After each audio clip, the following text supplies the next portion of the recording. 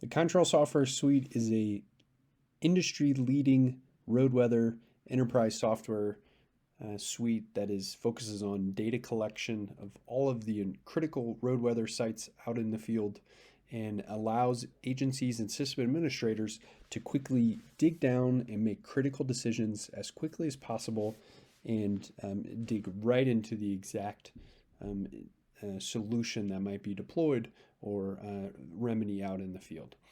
So we'll start here for visualizing Contrail and looking at individual data points. Contrail has a wide variety of data formats that it can collect, including industry standards, NTCP, as well as several in-house AEM data formats that provide complete turnkey solutions for looking at your road weather solutions, whether that is winter weather operations, low visibility systems, as well as flooded roadways, for low water crossings or underpass situations. In this case, we're looking at a single road weather station that is looking at your typical meteorological parameters like air temperature and dew point, but it's also looking at individual road weather parameters that are critical for making efficient wintertime operations and maintenance decisions. So we can see all of the sensors that are defined here at this particular site, as well as the exact location of this site on a map here, which you can click in and get to. So first we can visualize something like air temperature, looking at the individual markers to see, okay, are we getting close to getting above freezing, or we're going to have a freeze thaw situation where that might be dangerous for reaccumulation of ice on a road. So we can get to the individual meteorological parameters and see the exact readings down to the second of those MET suites. We can also download the individual data points in various formats, and we can select a date range for going back in time and looking either at past events or downloading custom ranges. Contrail keeps every data point that it receives, so you can rest assured that even if you miss an event or you're wanting to have a single point of truth for all of your data, you can get to every single data point within the system, either through a calendar picker or quick links that are defined here. But we can also get to other important wintertime parameters, including the road condition or surface state. In this case, you can see we went from a dry situation to now we're in a damp regime. So we either had some melting, or we have some recent precipitation that is allowing for a damp roadway. But it's able to collect, and if you have particular sensors out in the field, we can match up with whatever that reading is, whether it's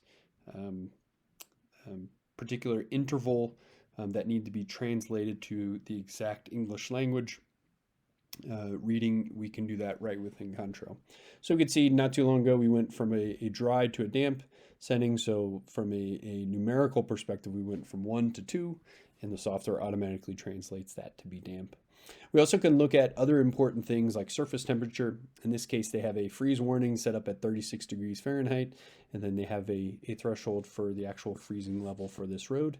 We can see it's been quite cold here at this particular location, getting up just yesterday to almost 20 degrees Fahrenheit, but we're getting very close to freezing here, and actually just surpassing it before the sun goes away for the end of the day.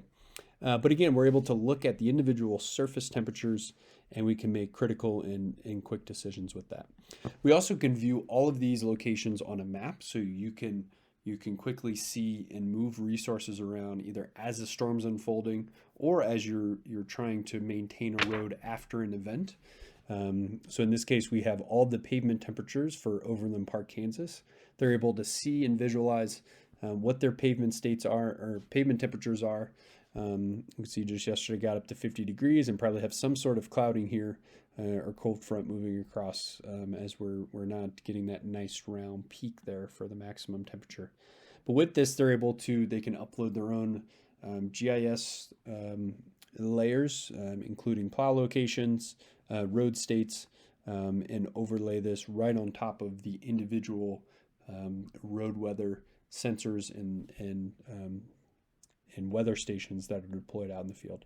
We can also do things like pavement state, so you can quickly see maybe as an event's unfolding where you need to move resources around or provide additional help.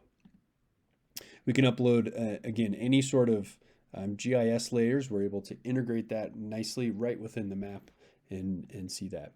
We also can create dashboards. This is a great way to create pages within the software that pulls all of the important information right onto one page. So in this case, they're looking at a number of webcams that are defined across their area. In this case, they're looking at their own state's DOT's cameras, but they're also looking at their own gauges, things like pavement temperature, air temperature, and pavement state.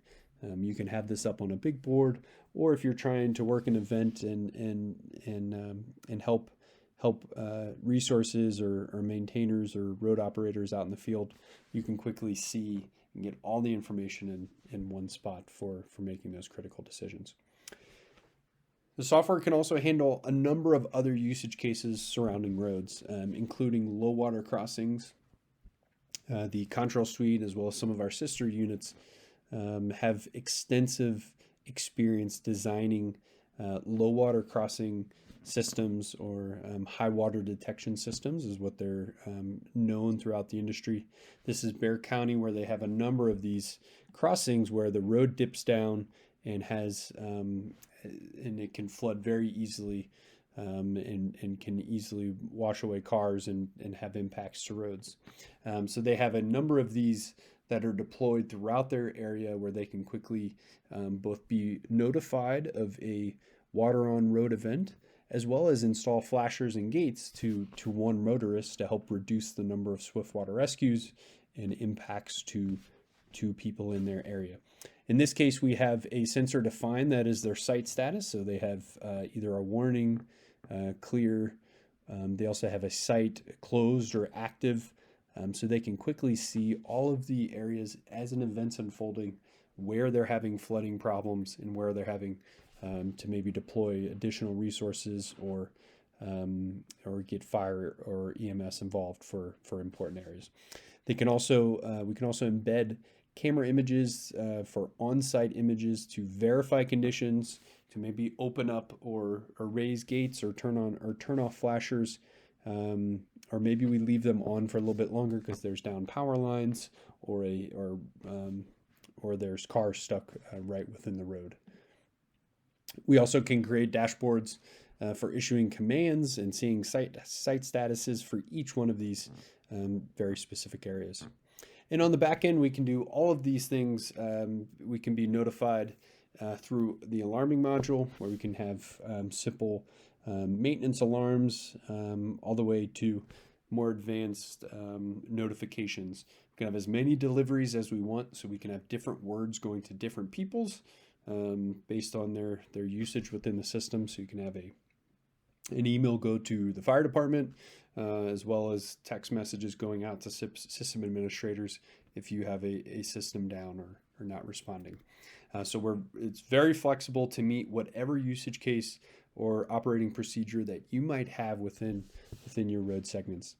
This can also be used and operated for a number of airport usage cases, as well as private industry roads that might be impacted by either wintertime weather or flooding or wet weather events.